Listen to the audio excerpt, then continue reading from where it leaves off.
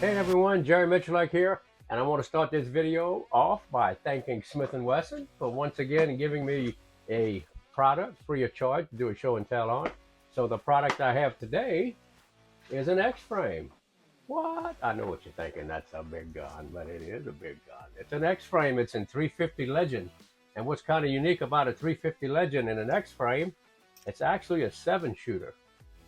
That's kind of cool. Kind of give you an idea on the stats on the gun itself. 7.5-inch barrel, and it's ported. It's got a port on the front, which is kind of cool. Helps on the recoil. Red ramp front sight, adjustable rear sight. I took the sight off the rear and put a Weaver metal scope base on it, of course, with a Vortex optic on there. We're going to go do a little shooting with it in just a minute. It comes with their X-frame grips. And if you're not familiar with the grip itself, kind of give you a heads up on what it is. It has a silverthane or a dense polymer insert in the back strap here, right in the web, where that gun is going to thump you. They have a shock absorber there, just like a shotgun recoil pad, and that's kind of nice. Weighs about 71.5 ounces, well, 4.5 pounds basically.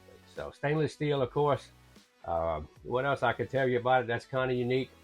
What's unique to this X-frame series of handguns, the forged frame, of course, and it has a 2-piece barrel. So the shroud is exactly that, and the barrel liner fits inside. And what that allows Smith & Wesson to do is actually to fit that barrel to the cylinder with a tighter tolerance with a minimum amount of time. But to me, it's the overall quality of the product is enhanced because the fitter can fit it instantly to a very minimum cylinder gap, and that's what you want on a very high intensity cartridge like this. And also has a frame lock here, a ball detent on the cylinder. You see right here, there's detent. So when you close the cylinder, that ball pushes that yoke to the rear. Very secure cylinder fit to the frame. 7-shooter, stainless steel, 4.5 pounds. I know what you're thinking, 350 Legend. Let's talk cartridge right quick. Kind of give you an idea what a 350 Legend is. It's kind of ingenious in the concept. It's basically, if you look here, a 223 or 5.56 necked out straight. And it's actually, when I pulled this Hornady American Whitetail, which is a 350 Legend in 170 grain, and that's the bullet itself. So when I mic the diameter of the bullet, it's actually 355. So what you're looking at is a 170 grain 9mm bullet, basically loaded up in a carbine, and I think in a 16-inch barrel, it does 2,200 feet a second. So if you want to compare cartridges, that's basically 170 grain 30-30 in a carbine. So we're going to take the pistol out, we're going to chronograph, we're going to shoot at 100 yards, and we're going to see what it's going to do. Oh, forgot the main thing, guys. Moon clip, it's a rimless cartridge, so you have a 7-shot moon clip. So all your ammunition is fixed in a package, which I like. I've shot moon clip guns for about 30 years. No, I'm lying. 40 years. Anyway, who's counting? Let's go shoot. All right, guys, we're out on the rifle range here. We got 100 yards set up. I'm gonna go ahead and load it with the Hornady 170 grain 350 Legend ammo. I got a chronograph set up. Got a couple of rifle rated steels there, some C zones at 100, and I'm gonna do a 3-shot group on each of them, and we'll go take a look at it. So kind of interesting to see what velocity it has. Here we go. All right.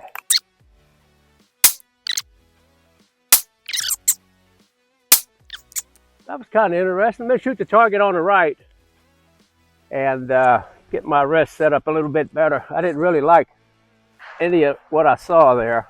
This might be a little better. All right, let's do 3 more.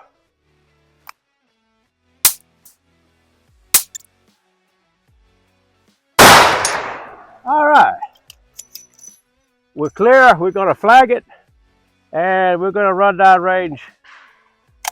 Take a look. Okay, my first setup, when I shot the target on the left over the chrono for some velocity, I didn't really like the way the bag was set up. That was my first shot. So I kind of settled in with the sandbag. And usually what I can do at this range is about, all I can actually see well with the red dot is about 3 inches. So that's easy within 3. So I changed the sandbag setup for this side. And you can see it's shooting about as well as I can see with that size dot at this range. I'm about a 3-inch average with about any handgun. So it easily meets that. If I had a telescopic sight, I could probably cut that group in half. So what I was really impressed with was the lack of recoil. And I was still doing 1,640 feet a second with a 170 grain bullet. So I think it's way capable of taking anything, any game animal around here, and it's relatively comfortable to shoot. And I think it's going to shoot pretty flat. So I would like to actually settle in on a good rest and actually see what it does.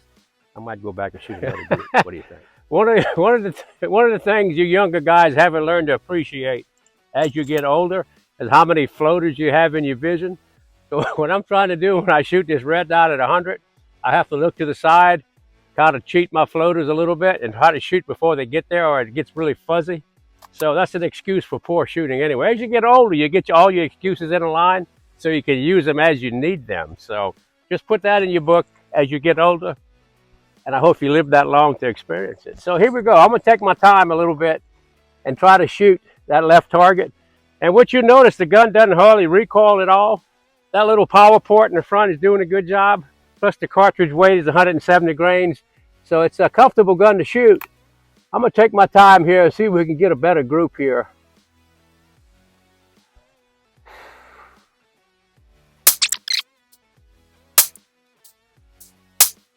Oh yeah. Let me show you something, guys. When I'm shooting a handgun for accuracy, you notice this looks kind of cheap, and it is. It's a sandbag, just a shot bag with sand. But what I'm doing here, I can actually tweak it. I can pull on it and make it higher or lower. So I can infinitely adjust what I'm seeing on the gun. And because this gun doesn't recoil much, I'm really using the bottom of the trigger to pull it. And I got a really nice target out there, guys. Let's go take a look. We're gonna flag it. Come on, let's go take a look. And the floaters didn't get me that time. All right, get in there. All right, go take a look.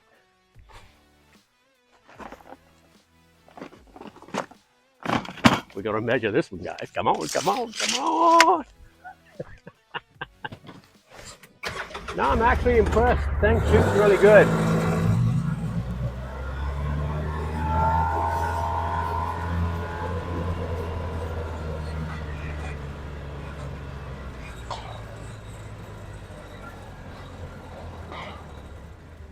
Oh yeah, yeah. What I told you, half-inch group at 1,000 yards. Okay, we're actually going to measure it. Here we go. So we're looking at 1 3/4 inches to the center. Yeah, it's about what I can see on a good day. My floaters were in line. The gun did good. Hornady was there with me. Vortex, Smith & Wesson, all the sponsors. We're here on the range having a beautiful day. Okay, we were doing about 1630 something out of that 7.5-inch barrel. And I'm going to clock it out of a 16-inch gun here. I've got a 350 Ruger. I'm going to shoot it out of because I can't say Ruger. So it's a Ruger. All right, here we go. Let's go ahead and shoot a couple rounds over the chrono and see what it looks like. Here we go. 22:53. 22:83. So it's quite the caliber. I got a friend of mine who actually uses a carbine to cull feral hogs out of his soybean fields, and he said it does extremely well. And those are rifle rated steel, by the way, at 100 yards. So there you have it, 350 Legend, Smith & Wesson. Get one.